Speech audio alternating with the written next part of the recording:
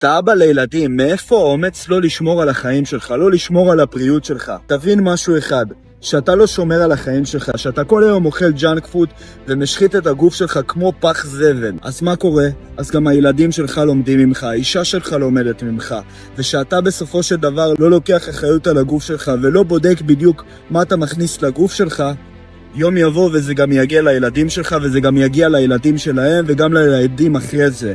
כי בסופו של דבר אתה לא רק דופק את עצמך, אתה דופק 6 דורות קדימה, שאתה כל הזמן לא מתחיל את המטרה שלך, שאתה לא לוקח אחריות על החיים שלך, שאתה לא מתחיל את הצד הראשון שמביא אותך למטרה שלך. כי כל יום שאתה לא מבצע את הצד הזה, אתה דופק רק את עצמך ואת המשפחה שלך. אז תתחיל לקחת אחריות ותתחיל להיכנס לאורך חיים בריא ותשמור על הגוף שלך.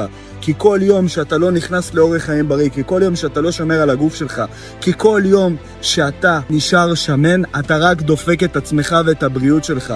אז תתחיל לקחת אחריות על החיים שלך ועל הפעולות בשביל שיביאו אותך לגוף חטוב ורזה.